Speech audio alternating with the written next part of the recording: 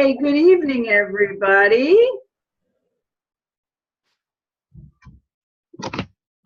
How are you? Okay, who have we got in the house tonight?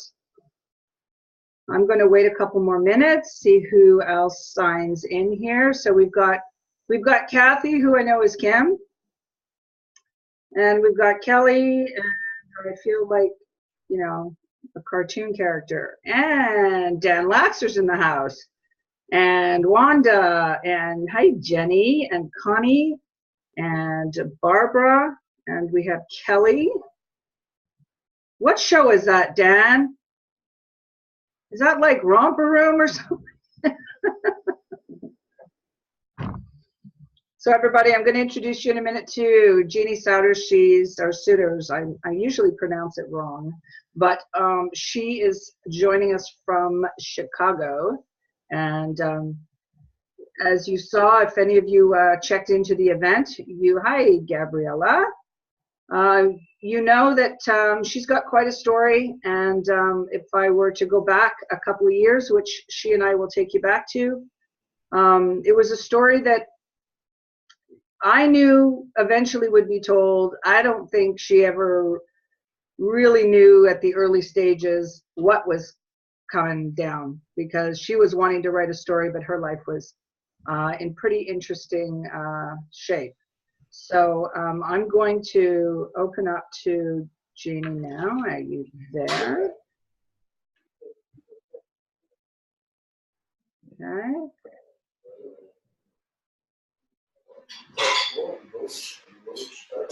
Where are you? So JEANNE, you want to start your camera? Oh, how do I do that? At the bottom on the left, it says there's a little video camera. You've got it on mute. Oh, I don't see it. Oops. Oh God, what did I do with you? So I'm going to mute you. There you are. Yeah. There she is. Okay. So welcome everybody again, and JEANNE, this is a group of people tonight that I think want to learn a little bit more about your story, your journey, what it feels like to write a book about real life events, where you all kind of got started with the writing of the book, and then you and I kind of met and went through a Pathways journey together, and that all began in September of 2016, correct? Yes, it feels like forever ago, you know, but the time kind of flew by. But I decided to write this book because of what happened to me in a relationship that I had in New Orleans. I actually, picked up my entire life to move there to, be with a guy and eventually get married and so on and so forth, because that's what I thought I had to do. I was 41 years old, and when you're in New York, people aren't really, it's a younger community, the funny thing is I tried speed dating for a while, and the cutoff was at 39. And I'm like, well, what happens after 39? So it was just a little, it was very hard to meet people. But anyway, I got lucky enough to get an assignment to go to New Orleans. So you were working in New York, correct, at the time? Yeah, I was working in New York. Yeah, I was working in New York for a Jungle Media Group downtown.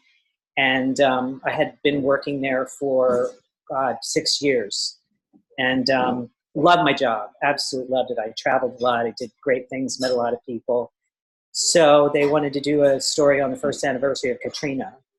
Correct. And I got sent down there to photograph a few people. And one of them was the architect that I met, who I eventually fell in love with and picked up my entire life in New York of 20 years and moved down there for him. So let's just, we'll give them a little bit of an insight. So you're a professional photographer working in New York in the publishing business for a magazine. You get this gig to work with this very high profile architect, correct? Right, right. He was working on the Superdome and all the a lot of the reconstruction after Katrina. I mean, even a year later, it looked basically the same. It was, if you read the book, you can, you know, when she first gets there, she's, you know, the houses are closed, it's dark, the dome lights aren't even on, you know, so it's kind of bleak. And, you know, except for the water, not much had changed.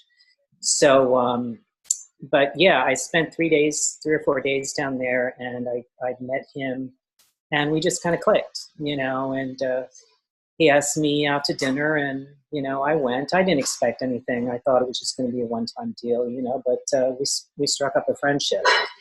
And, you know, unbeknownst to me at the time, he was married. And that comes out in the book too. I don't want to give too much away, because you know, I'm like, I don't want to say too much because then people are not going to read the book. But yeah, so he was married, and then he was unhappily for 35 years. And since I did a lot of traveling for photography and writing, we used to meet around the country, you know, spend weekends together, so on and so forth. And then one night in Memphis, Tennessee, he says to me, "I don't want to do this anymore. I want you to move with me, you know, to New Orleans." And I was like, great. You know, I was head over heels, absolutely head over heels. You know, I thought this was the one person that I wanted to be with for the rest of my life, you know. So I picked up and moved. And it was difficult after 20 years in New York. It was culture shock, because New Orleans is a lot different than New York. For anybody that's, you know, not been there, it's like fast pace and then no pace. You know, it's just, it was a real adjustment for me. But I went down there and I opened up a furniture business for him. We worked together for a while. And then we got engaged, and he, I guess it was like 2 years later, I'd been down there, we got engaged, and he called off the wedding a week beforehand via email. And he didn't even have the audacity, you know, to face me in person. So I left New Orleans for a while. And then I just, you know, people do things, they do stupid stuff, and, you know, I still loved him. You know, I can't, it's, love is what it is, you know what I mean? So I eventually found my way back there, and moved in with him again, and opened up novelwoman.com, which was on the verge of being a huge success. I worked very hard on it. And he pulled the rug out from under me again and told me in a text message that I had to leave. And I was, you know what? It was like the world was lifted off my shoulders, because I didn't have this person who was verbally abusive towards me and mentally abusive bothering me anymore. So I was actually sort of relieved at that point.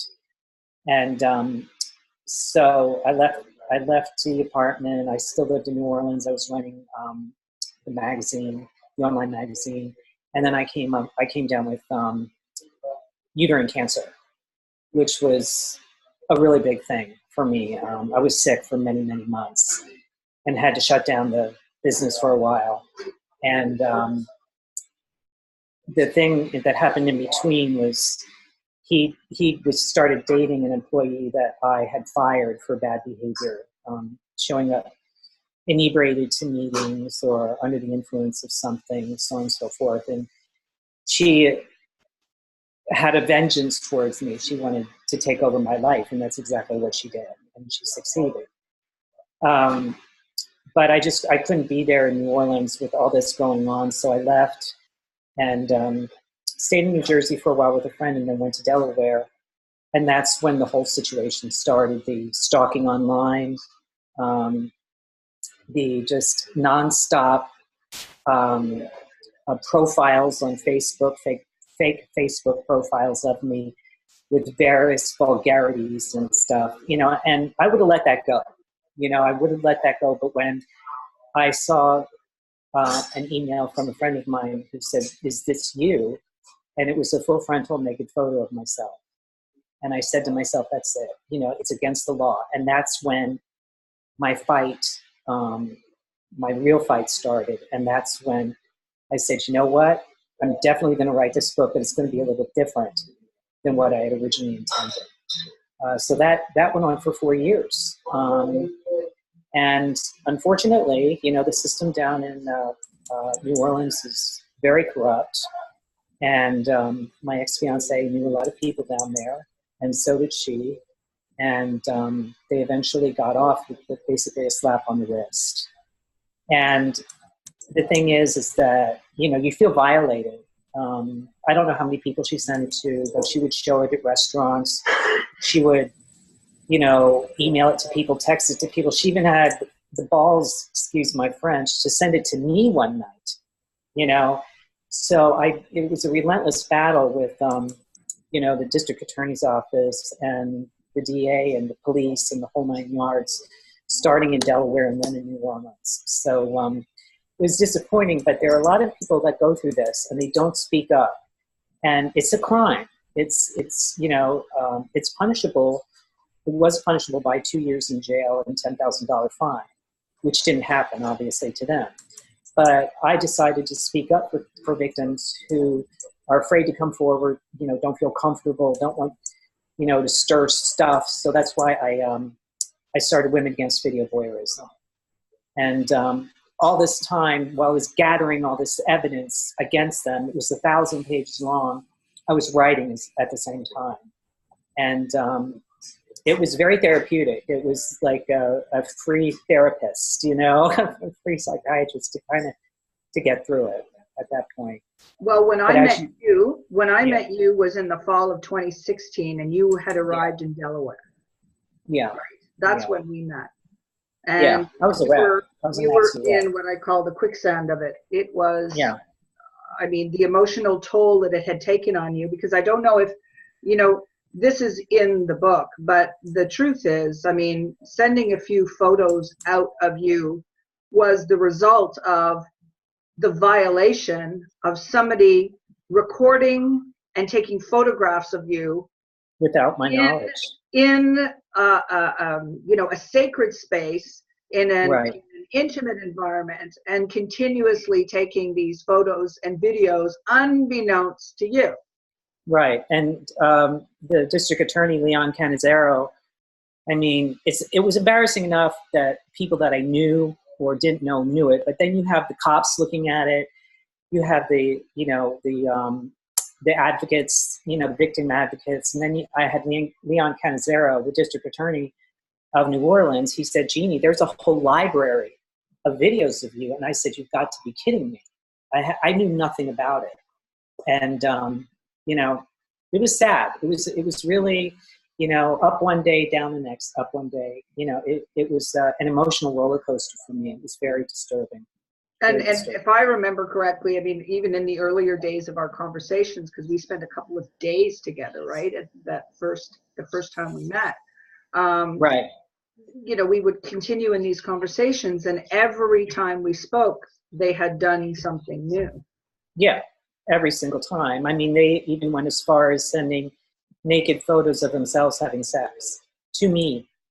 And I'm like, I don't need to see this stuff. And this gal had become your friend, correct? I mean, this one woman that he was in his cohort, he introduced you to her so that you would befriend her. And did you not like start working on projects together, but you didn't know that the two of them were in cahoots? No, that's a little bit of, you know, part of the fiction part of it. I actually met Carmen through, I guess, another friend. I don't actually remember how I met her, but, oh, I'm not supposed to say names, am I? But I actually met her through someone else, and she, you know, she was just like, one of the first words she said was like, "I've got to get on your gravy train," you know, basically. And she latched on to me, and I heard bad things about her, but I was like, you know, gossip is gossip. Let me give this woman a chance. And I did. And she continually embarrassed me by showing up to meetings drunk and under the influence of various drugs. And I just couldn't have it. It was bad, you know, for a startup business. It was seriously bad for me. So I fired her, and that's when all the stuff happened. That's when she just got on a roll to make my life miserable. And she would not stop. She would not stop at all. No, so, I know. So, so take us back to when you first decided, knee deep in all of this, Hmm. So much of it just knocked you right off, knocked the wind out of you because you didn't know what was going on. So many Right. people want to write books. They're in the thick of the adversity, all the circumstances they're in. When did you first decide that you wanted to write the book? I decided I was going to write it when I was staying with my friend Joanne in New Jersey for a while before I went to Delaware. And because the situation was just so egregious, you know, I was beaten down and I didn't even recognize myself in the mirror because of all the stress that I was under. And I'm like, there's got to be a way for me to get back.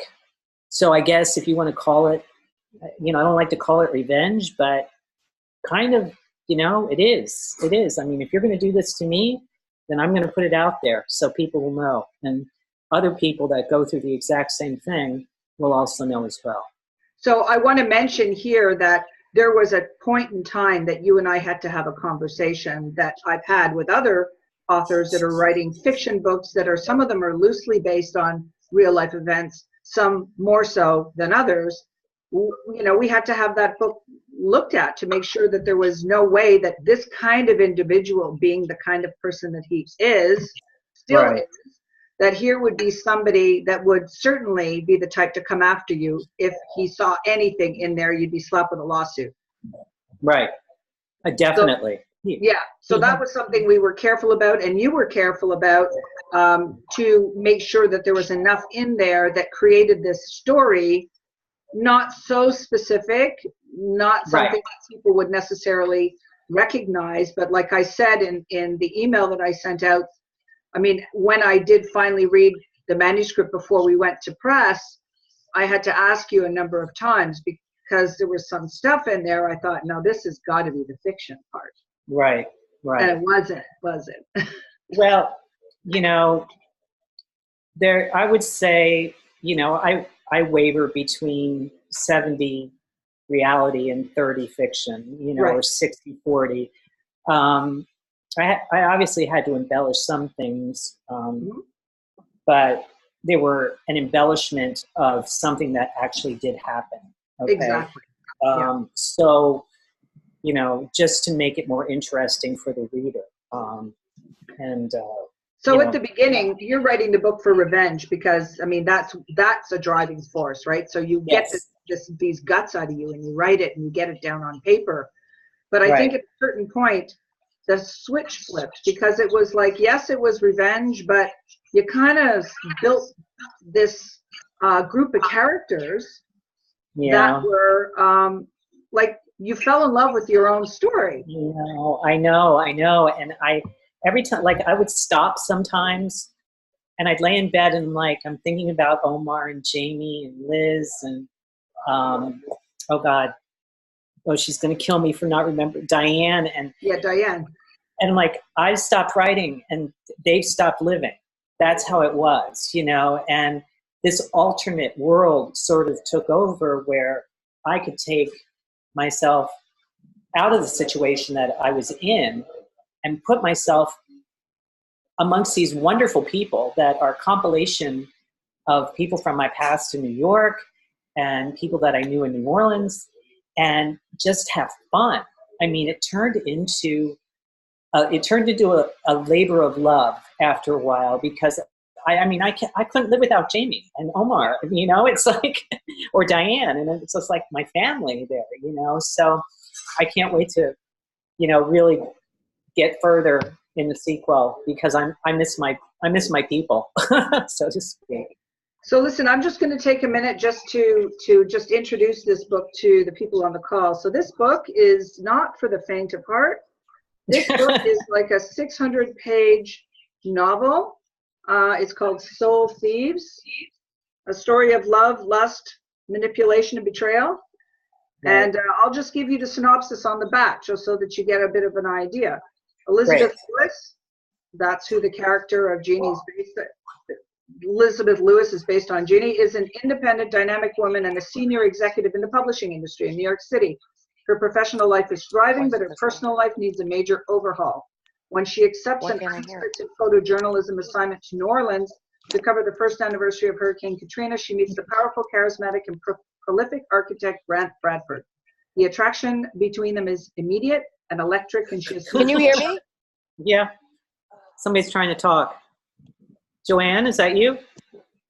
Yeah, baby, it's me. Okay. I'm just going to mute you right now. There you go, Joanne. Okay, so behind Grant's slick and well-rehearsed facade is the darkness of evil, an abusive manipulator lurking in the shadows with a secret sexual obsession. Her trusting nature is oblivious to the tactics of his seemingly friendly yet deadly chameleon companion who snakes her way into Elizabeth's world in ways even her wildest dreams could not have imagined. Resilient and strong, she has overcome many obstacles in her hometown, including barely surviving the terror attacks of 9/11, but nothing prepared her for the psychological and physical carnage she would suffer at the hands of Bradford. Engulfed in the vortex of betrayal, infidelity, and lies, Elizabeth loses her sense of self, but manages to regain a strength and confidence she was unaware she possessed. Despite it all, she learns that the pain of a broken heart will never compare to the torment imposed by someone determined to steal your soul.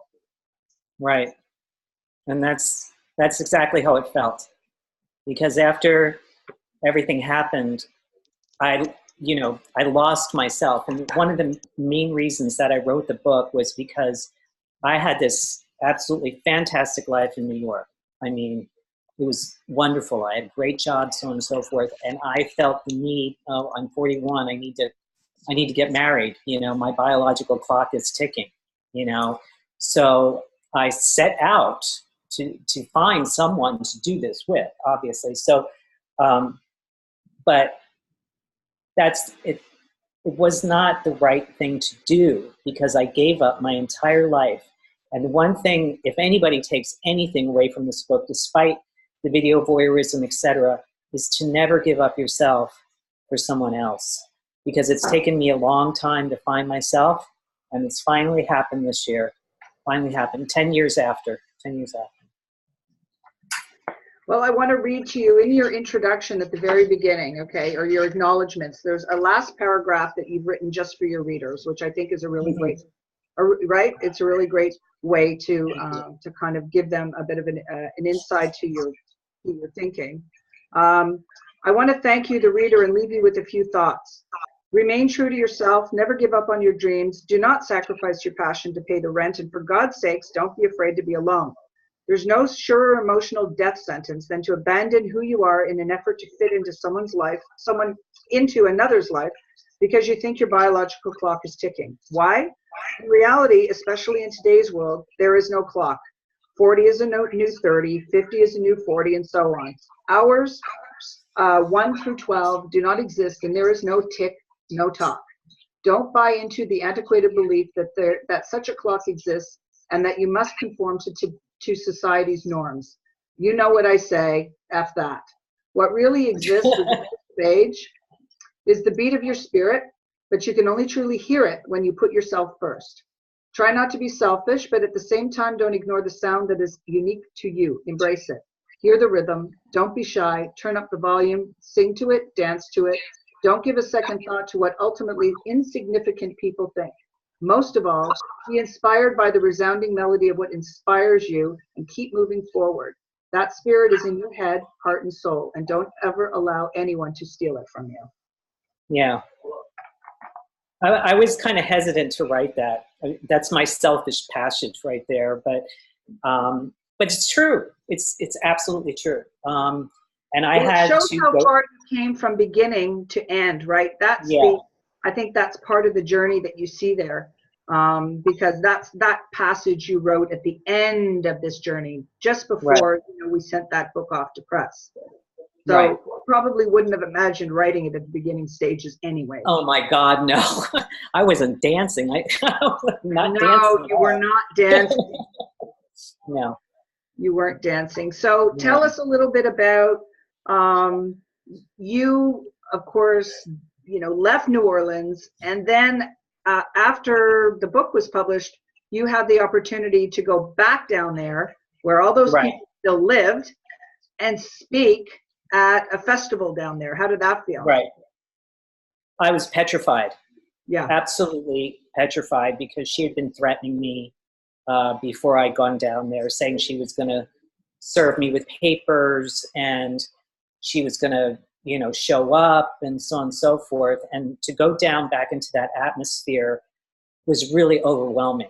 But you know what? I got up, I took my books, I did it, and I said what I had to say. I actually wrote my speech the very morning of the event, because it was just, I'm like, what am I going to say to these people? You know, so I kind of took some passages from the book, and there were a lot of jaws dropping in the room, I have to tell you. And people, you know, they were very receptive. And well, it was women. It was, you know, the total audience of women. And I sold some books there.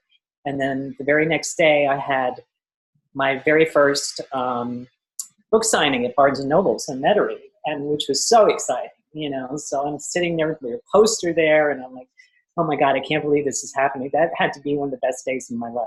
And Yeah. I sold 17 books that day. And the guy said to me, he said, you did really well. So he took another 6 and put them on the shelf, and I signed them. So, So you know, imagine how that felt, because you know that you're being watched.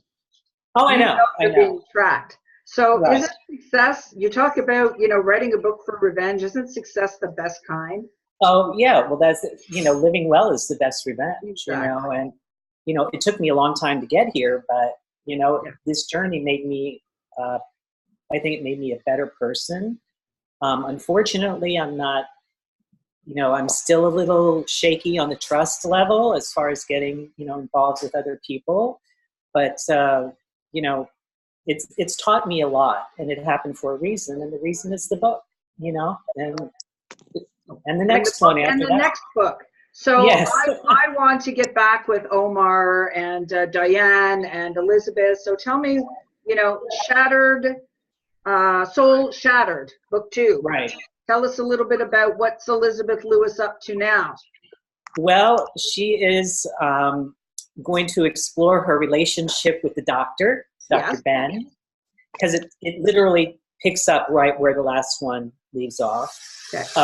We'll still Jeannie? Yeah. Can you hear me? Yeah, I can hear you, Joanne. I'm going to mute Joanne. Okay. We're going to delve into Omar a lot more, and the reason, if you remember, there was a reason why he did not want to go into the courthouse with Elizabeth to photograph this woman, and he said, I can't go in there. So we're going to find out the reasoning why he didn't want to do that. Okay. Jamie's going to start a new relationship in New Orleans. He's going to continue to travel with Elizabeth, but there's going to be a little twist. Yes, Connie and Grant are still involved in the picture, but in a way that you probably will not ever expect. Okay, It's good. going to be a little bit of a shocker. So I don't want to give too much away, but I can't wait to get back to my friends. I really can't. I can't wait either. I remember after I read it, because as any of my authors know, I always read their books, but I don't read them till the very end. After they've been edited and they've been designed up and they're all pretty, that's when I get into them. And yours was a big, long read. Took me a full week. I read it every day because I couldn't put it down. So aside from the fact that you crafted up a really terrific story, I was really proud of you. Because I had been part of this journey of yours in a small way, to have seen you really from the Delaware day through to Chicago and everything in between, because you and I would have conversations and, you know, we were building some belief there. Yeah, in your author story. So I read those characters, but I got completely hooked on them. So I've been waiting for the sequel, and I'm really excited for that. And I'm hoping to have it done by the end of the year. Fingers crossed. Will not take me another 2 years to write a book. I swear to God. Well, you had other things going on at the time, like everybody, right? Everybody's got their life going on, just like you did. But you weren't in your home. You were living elsewhere. I mean, there were just a lot of other factors. And if I recall, you and I would be having conversations at 3 o'clock in the morning because you didn't get up early. Right. You went to bed really late. Yeah, I'm not a morning person. If anybody Right. knows me knows that. So. So at this point, I just, we're halfway through, and I'd like to open up the meeting for anybody who has a question. Now, Okay. your question could be about her journey or story from an author perspective, like how the heck did you get that done? Congratulatory, whatever you wish. I'll just invite anybody to kind of raise their hand and ask some questions. Okay, sounds good. I'm ready. Okay. Anybody ready to ask away? I'm absolutely ready to ask away. Yeah. Okay, you're Joanne, right? I am. Joanne had a question in mind, but I don't know if it's appropriate for this audience. Yeah, I think my So he can get ready to leave. I'm sorry? Because he was there for like 3 months. Okay. I can hear somebody else. Yeah, I can talking. too. Best thing to do is if you want to ask a question, unmute yourself, and if you're not asking a question, mute your microphone. Hey That there. way you don't get any background. Linda, hi there. How are you doing? Linda. So Joanne, what's your question? Oh, I don't know if it's appropriate right now. Well, just so you guys know, Joanne was the inspiration for Diane. We were very close friends. We were very close friends in New York, and she pulled me out of a lot of situations. And she's a big influence on my life. And Diane Parmisi is all Joanne. So That's maybe a little bit What? too much. I don't know. A little too much. Who? Me? I'm too Joanne, much? you still there? I'm here. Can you hear me? Yeah, I can hear you. Okay, cool. I have to tell you, I'm just sitting in a car right now because I couldn't get home in time. Well, thanks for jumping okay. on and joining us from your car, Joanne. Appreciate it. Okay. So I'm not sure if she has a question. I do have a question from Dan. So I'm going to mute you, Joanne, for a sec.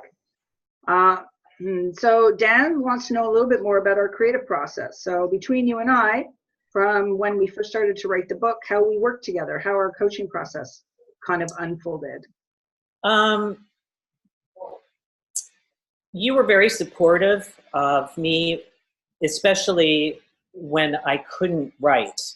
I would sometimes, I had scenes that I wanted to write and I was just nervous about it. And these were real scenes. And I was like, I would sit and stare at the computer for days. But when I was finally ready to write the scene, it just flowed. So what I'm trying to say is that I know people, say that they're going to write from Wednesday at 10 a.m. till 5 o'clock in the afternoon. That wasn't my schedule, as you very well know. Okay. I wrote when I had the feeling in me, and that's when the best stuff came out. I can't force myself into a schedule, but I wish I could. And I admire people that do, because they're probably a lot more productive than I was, at some times. But I think the difference too is that when you're writing a story of fiction, if you're writing a nonfiction book, or you're writing a memoir, you're writing from memory to a certain degree, or you're writing from, the career that you've had and what you know and your expertise and your knowledge. But I think it's a different story when you're writing the story in real time and you're still living the story in real time. Exactly. So I remember one conversation we had about the end, and I was saying to you, okay, how, where are you at? Because, we would meet like every couple of weeks at that point on the phone. We're going back to like 2016, 2017, earlier on. We'd get on the phone and we'd have a conversation on the phone, and we'd kind of go through what some of the challenges and stumbling blocks, or sometimes perceived stumbling blocks, right? Mm-hmm. And so we would kind of figure out what they were and move through them. And one of them was you saying, I don't know how to write the end. and there was this stall time frame. And then I realized that the stall was directly related to what was going on in the real story, and you were waiting for it to resolve and what was going to happen to the real guy in the story before you wrote it. So you and I had this discussion about it, which was, you know, you're the author of your story. Right. You could do anything you want to this guy. Like, you could end this book however you want to end it. Right. It's your story. And I didn't know the end before I read it. Right. And I have to tell you that when I did read it, I was really happy with the ending that you decided to write. Thank you. And it's ironic because part of that ending actually turned out to be true. I mean, from the way that they were, you know, dealt with in the criminal system, to him losing his business. His business went belly up. So I guess maybe I had a little crystal ball going on here and figured, you know what, this is the way I wanted to end. And actually I, you know, did get, you know, part of my happy ending, you know, so. You did. But I like the ending too. I wrote the first ending and then I scrapped it. I was like, no, this is too Hollywood. That's not how, that's not how stuff ends, you know? Yeah. So, and you know, her then being this writing the book, and I had to bring Ben back somehow because, you know, because he's so important in the next book. So, you know, and Diane said, you know, 2 days, 2 weeks, 2 months, 2 years, what the hell, you know, just go out there and go for it. And I did, you know, so. You did. So I don't know, it was a good ending. Yeah, it's a good ending. Yeah, and I have another note from Bob Brownridge here, Jeannie, I should read you. It says, I think everyone needs to know just how hard you worked on that book. I watched you struggle to write it, and I was very impressed. Well, I was down in the basement, and he had his desk, and I literally sat at a coffee table on a stool or on a pillow. That's where I wrote the entire book, on a coffee table. You know, I didn't sit at a desk, you know, so I'd be sitting there, he'd be watching me, we'd be talking back and forth. And yeah, I mean, there were nights when I was up all night. There were days when I was, you know, I just couldn't do it, you know, so because it was a very emotional story. Of course, you know, but also I spent, and I think anybody who reads the book will know that I spent a lot of time on research because I believe in detail. You know, I'm not a Stephen King detail, you know, the ant went really slow up the hill, blah, blah, blah, you know, but I want to create a mental picture for the reader. And the thing is that a lot of people told me that they could visualize, like it was more like a movie than a book that they were looking at, which really made me feel good because I put a lot of work into the details of it, you know, right down to the food. So. Right. No, exactly. It was good. Anybody else? Wanda. Okay, so hang on a second. I just I'll unmute you there, Wanda. Wanda, this is Jeannie. This is Wanda.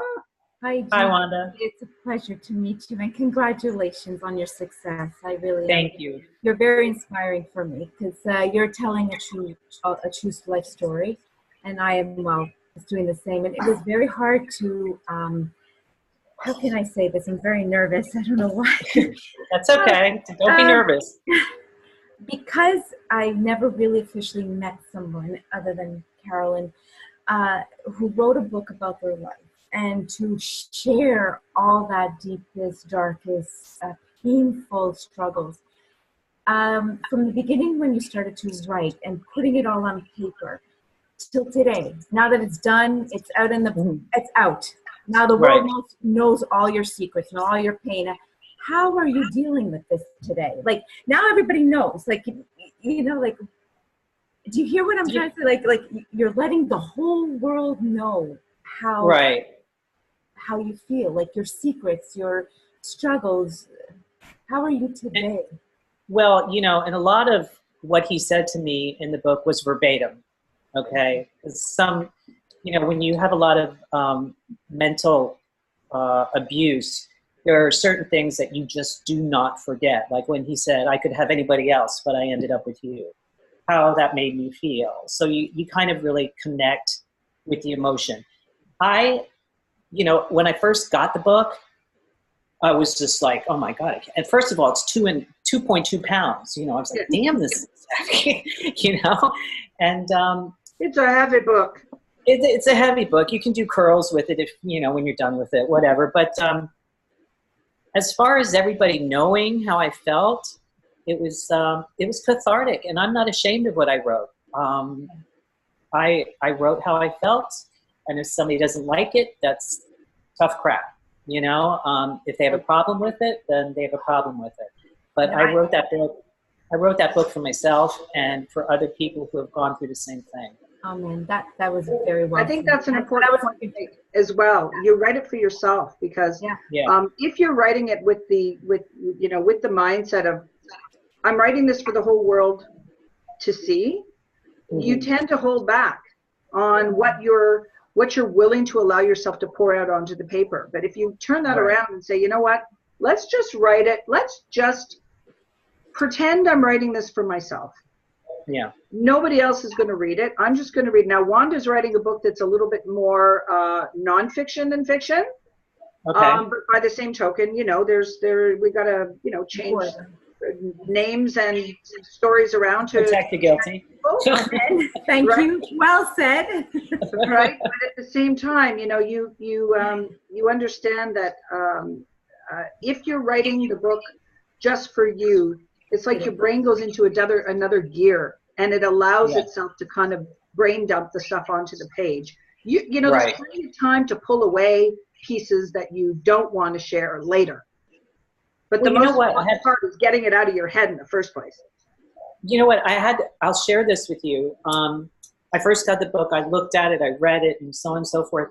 And then I kind of sort of had like postpartum depression. Yes. Where I could not pick it up for like 2 weeks. I didn't want to even look at it. And I thought, oh my God, I spent 2 years on this. How can I not want to even look at my own book, But then slowly, I took to reading it again. And then, when I feel down or upset, I read, some of Jamie's conversations with Liz or Omar's conversations, and they make me smile. It makes me happy. So it's, there's a bit of a grieving process that goes on, yeah? Yeah, because it was over. Yeah. Because when the book was done, okay, I have no more ties to New Orleans whatsoever. No desire to go back there. And I was able to put those horrible people behind me and move on. Yeah. So, it was you stepping forward. So I have a question here from Kelly. I understand that writing it was therapeutic, but how is it reliving it with every book signing and interview? Wow, that's a good question. That's a really good question. I have a different perspective on it now. I'm not as emotional as I was when I was writing it, because you know me, you talked to me numerous times. I was in tears sometimes, and I just have a different perspective on it. Like when I was at the Barnes & Noble, I had to approach people and sell the book to them, literally. And I just kind of separated myself. I said, this is based on my life, but you kind of separate yourself from it and just deal with, I don't know exactly how to answer this. It's, it doesn't bother me anymore. They can't hurt me anymore. They can't do anything to me. There's no civil suit. So, as far as I'm concerned, the fat lady sung. I mean, it's what it is, and it's done.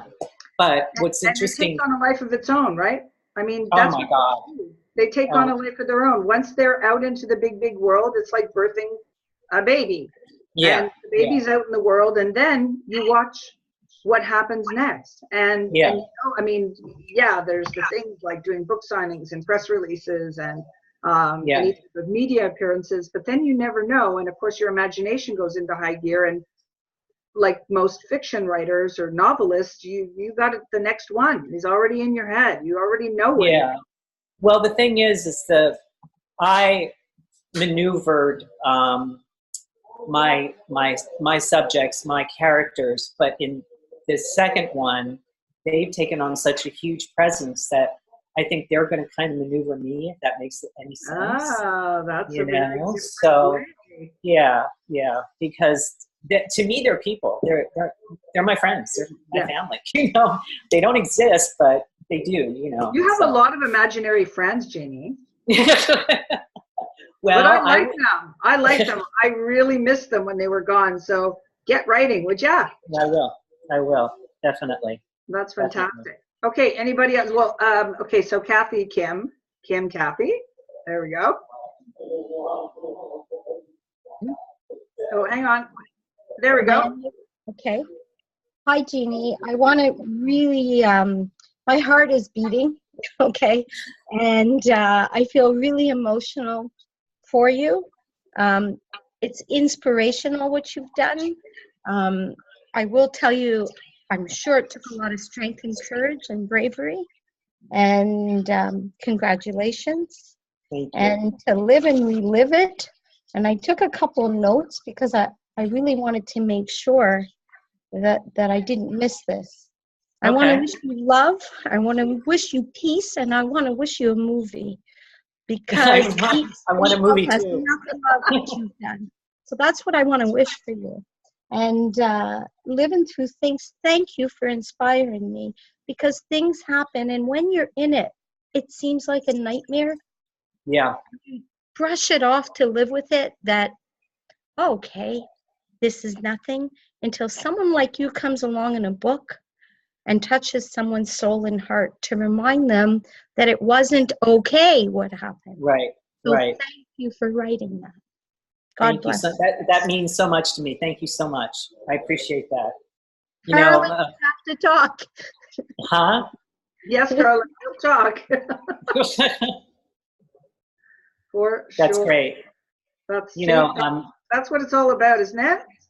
Well, when I first started writing it, Joanne said to me, you know, even if you don't sell any books, even if you don't sell a single copy, at least you feel like you're doing it for yourself. But in, you know, being a creative person with photography and cooking and so on and so forth, if I can move somebody to laughter, to tears, to have an emotional reaction, just like your friend did now, that makes every single page worthwhile. Even just one person. Hear you. Yeah. Yeah, that's incredibly inspiring, and that's Thank you. Never know when you're going to inspire another person. Right, right. You know, when you least expect it. Sometimes it's just a conversation, you know, in a grocery store, and you get in front of somebody and they find out you've written a book, or they've read it, or they want to read it, and then you know, that's just one more person, right, in your connective field. Exactly. So it's amazing. Okay, anybody else have a question? Yes. I invited so many people. Where are they? Everyone who's meant to be here is here.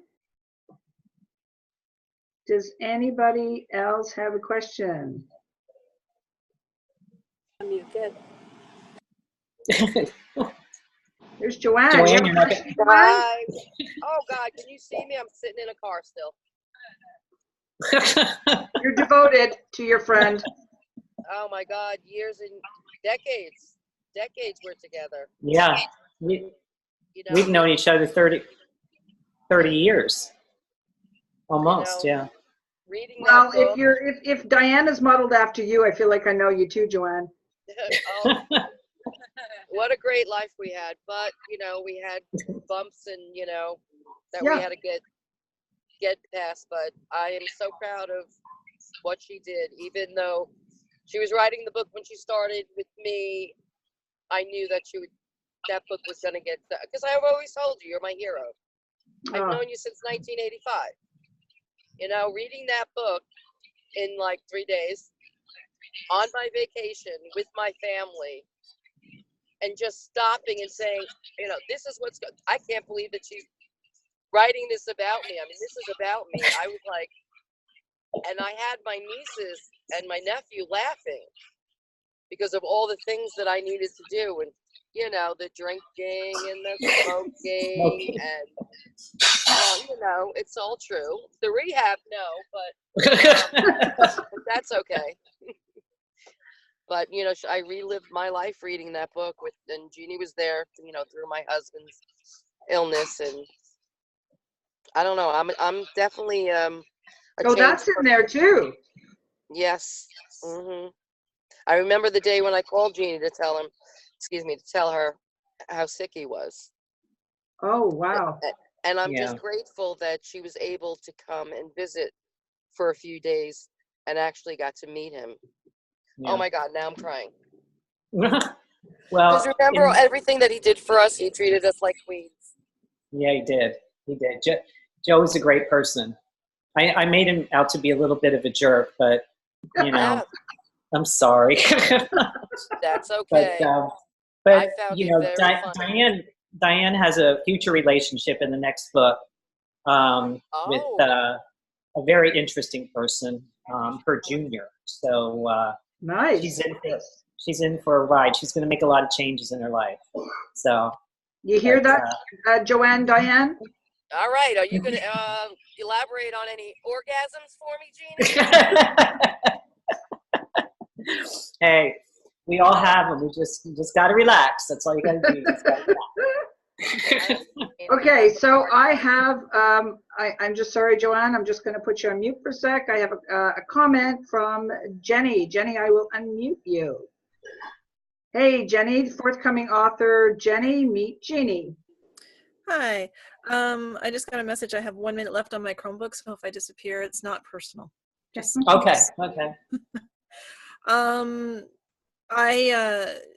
Just the passage, the paragraph that you had written, that Carolyn had read. I'm not going to go into a whole lot, but a lot of it resonated with me, and Carolyn knows why. And so I just want to thank you for that, and that's it. Okay, thank you. I'm glad my story helped you. I really am. And people like you make it worth writing, and I hope you read the next one. Okay. And okay. Okay. And I hope whatever you're going through resolves itself. But stay strong and true to yourself.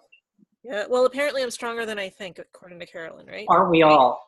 I mean, people keep telling me that, and you know, even though you hear it constantly, until you believe it yourself, it's hard. But you are. Yeah, I hope so. Yeah, you are. I better well, if you ever need, all I got is me, so that's. Well, if you ever need a vote of confidence, you know how to find me. 1-800-AMAZING? Is that what it is? Thank you. Thank you. I just put, for anybody who's interested in the chat, I just put the link to Soul Thieves on Amazon. So the link is right there. If anybody is interested in the book, it is there. So here's a comment from Linda. Couldn't put the book down. Went and investigated the real couple and learned more and could actually put a face to the people. Oh, yeah. Yeah. Interesting. Well, I described Connie almost identically to the real person. To the real life nemesis. Yes. And Grant, I made him a little bit more muscular than what he really was. But you know, yeah, it's weird when, you know, with the timing of the book and the court case, I was very concerned about that because there were at least 4 articles written about them. Yeah. You know this during when we were deciding as to when to launch it, and I didn't want to it to have any impact on what the eventual outcome was. But I mean, yeah, it's ripped from the headlines. It was a big story. It made the newspaper and the online story, and it even made like some UK site. They had pictures. One of those tabloid sites. It was it's like, oh my God. Well, we were in the office one day, myself, the chaps, and we had they had designed the book, so they now were familiar with the book and had read like many passages of it. And I remember being in the office with them when you told me the story broke, when they were arrested, and there was the story from wherever it was covered from. And so we were sitting in the office, and I said, that guy you just finished designing the book about, that story about that guy? Well, here, let's go put some real life faces to the stories. And we went through the story so they could see it. So yeah, there was the issue about things happening in the headlines. And when we delayed releasing the book. We delayed it till February of 2018. Yeah. Just to make sure that, you were protected, and because you didn't know if you were going to have to go in and testify or how that was going to work, you just didn't want to add any fuel to that fire. Right. I think that was a smart thing to do. But New Orleans is a very small town, very small. So, and he is very well known in many circles. So everyone that had seen the book or had heard of it knows who I'm talking about. I mean, there's no hiding from it. Right. Even if I change his name to, Steve Zeller, they're still going to know that it was him. So, yeah, but it didn't, it wasn't an issue in the end, and his little empire has fallen, and all the people that were together that, were after you are no longer together, and things have just kind of fallen apart. Yeah, ironically, they got a divorce after all that, after all that minutia for all those years, couldn't even keep a marriage together. So, well, whatever. It's like the thrill was gone, right? My what? It's like the thrill was gone. That was like, that was all they were, the two of them were just made for each other until they weren't. Well, you know what? I don't need to sound like egotistical, but fighting about me or, talking about me was one of the major things that they had in common. And after that died down, what was left? They couldn't do anything to me anymore. So I guess because the whole relationship, it started based upon them getting together because we had broken up, and, she got together with him, and I can imagine, it's like misery loves company. But then the misery goes away, so what's there left to talk about? Oh, no. Yeah. Especially with the age difference. 30 years is a big difference. Yeah. Wanda has a question. Go ahead, Wanda. Last question. I won't see too That's long. okay. With all of this that you went through, did you go through therapy? Because I'm going through therapy while I'm writing. So it helps me to, I know it's like therapeutic and so on for, but I need this therapy. Like, did you have to go through any therapy to go through this? So you also went through therapy while going through all this, while writing the book. Yeah.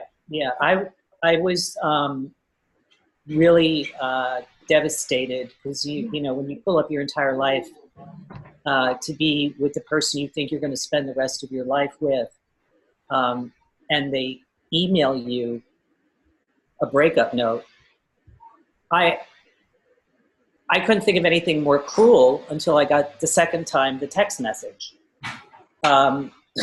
which was unbelievable. So the thing is that what that constant, the constant verbal abuse, I had a very high self-confidence when I was in New York. And this is exactly where it went after everything was over, plus going through the cancer at the same time, which ironically, they didn't think I had. They thought I was making it up to get their attention. It's not something you make up. So, but anyway, I thought nothing of myself. I wasn't taking very good care of myself. I was very depressed. And, I went to a psychiatrist, and I'm like, look, I need help because I need to get up in the morning. I need to function. And these two people are not worth me losing my life over. I am more important. And I have Bob Brownridge to thank for that, because he told me every day, and he saw me at my worst, just how important I was. And you need that positive reinforcement from your friends, but getting it from an objective opinion means even more. It really does. So keep that therapy up.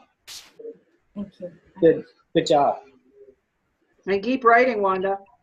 It's almost finished. One chapter left, girl. listen, Well, I can't wait to. I can't wait to read it. I can't wait to read my own book. Many nights, sweat, tears, laughters. It's all there. And and I was just telling my husband before coming on tonight, I thank Carolyn and all of you guys. I didn't even want to be here tonight. Like, I understand what you're going through. I mean, I want to be here, but it's that push, it's that deep and up and down roller coaster, and it's part of the therapy. It's part of everything. And if it wasn't for Carolyn, I don't know if I'd want to be here. It's been really, you got everything you need. You got everything you need, Wanda. And I'm strong, and you guys are amazing, and I can't wait to read your book. I can't wait to read your book, Gina. Yeah. Oh, you haven't read it? You read it, right? Not yet. No. Oh my gosh. No. Yeah. No. Good. It's on Amazon Digital. Yeah. Yeah. It's definitely. very inspiring. Thank you. I'm so grateful for that. Thank you. Well, just let me share one thing with you. The day I found out that he got off scot-free, no fines, no charges, no nothing, I had the worst mental experience of my entire life, because it was a culmination of all that time plus the 4 years of working to get to that point with authorities and with the DAs and the lawyers and such. There is no word that can describe that emotion. You just feel like somebody's tearing you apart. You've just been torn apart. And that was probably even harder to get over than, the nastiness that happened while we were together. So, but you know what? Karma, things happen for a reason. So, sure. Karma for sure. And here you are a couple of years later. And I mean, so much has changed, right? The book takes on a life of its own. Your life continues. You keep moving forward. You keep getting better. And now you're writing the next one. And you're doing what you love doing, which is what we strive for, to be doing what we love to do, and creating our own story is a super inspiring way to live. Yeah. Might not be the most profitable right now. Sorry, love. What did you say, Jeannie? I said it might not be the most profitable way to live right now, but it's getting better. Think movie. Yeah, that's what I need to do. Yeah, we'll talk. We'll have to have a conversation about that. I have some thoughts. Okay. Okay. So, Kim, did you have another question? No? I'm running out of time. It's okay. No, it's okay. We're right on the button here. Okay. Just to say, for anybody going through, and I think Jenny, when you're going through things, I went through a lot of shit, and I can only tell you at the end of this, I have tears and they're trickling down for you, for me, for anybody going through things. However, today, after 13 miscarriages in a really bad relationship, I now have a 19-year-old son. I had him at 41 after being told never having children. And I have a husband that spent 200 hours making a 1,000-piece quilt for me for Christmas with more love than could exist. So everything happens for a reason. Your second book, I can't wait. I haven't read your first one, and I can't wait to read the second one. And the movie sequel is going to be wow. There you go. So thank you for being I want to read that book. I don't read fiction, and I'm going to read that book. Right. Well, the next one will be more fiction, probably 50-50 this time, because fiction, or what you're trying to attirer vers ta vie. You want to attract it to you. So is it fiction, or is it good stuff that you want? You're using your imagination to envision where you want to be and what you want, right? Exactly. Yes. Good. Thank you, Carolyn. Thank you, Jeannie, and all of you for sharing. Thank you. You're welcome. Any other questions before we close up? Any comments, anything? You can write a comment in the chat if you'd like. And can you guys hear me? Yeah. I see iPhone. That's me. I don't know what's going on with this. I've been trying to do it. I'm still in the car. Oh, I just want to say how proud I am of you, Jeannie. okay. Thank you, babe. I love you. I love you too, and I'll call you later tonight, okay? Okay. I'll be home. Yep. We talked this morning. We'll talk tonight. Okay, sounds good. All right. Thanks for Love being you. here, Joanne. Well, thank you. I'm just so excited for her because I know the second book is going to be, just from speaking with her, I just know that it's going to be, I don't even have the right word for it. I really don't. Okay. That's All right. good. That's good PR. We know. All right. Thank you, guys. Thanks, Joanne. Okay. Bye-bye. Okay, well, if nobody has any more questions, Jeannie, do you have anything you want to say just in closing? I just, want people to know that, yes, I went through a really tough period in my life, but it happened for a reason, but it's not going to affect the rest of my life. And that's what's important. I thought it would, but you just gotta, like that passage you read, you just gotta get up every morning, show up and, worry about yourself and make yourself happy. And I can tell you, I'm a lot happier now than I was 10 years ago and afterwards, a lot happier. So. Well, you're a lot happier than when we first met, and certainly, I mean, your whole energy has changed. I mean, this book definitely has changed you, changed, of course, your life. So I'm super proud of you, as you already know, because I've seen the progression and the transformation, and that's what books do. You think it's just about writing words on a page, but it's not. The author, Right. I call it. That's the journey that we all take to become who we're meant to become. And for some people, they choose to take that journey through literary art. Other people paint, other people write songs. They have different ways of expressing, how they're becoming different human beings. But when you choose to write a book, like it's quite a journey you take. So I want to thank you for spending an evening with us and for inspiring people here tonight. I really appreciate it, and I appreciate you. And I'm looking forward to the next book and whatever else comes up.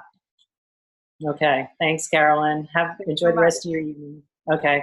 Thanks, everybody, Bye. for being here. Appreciate it. Bye for now.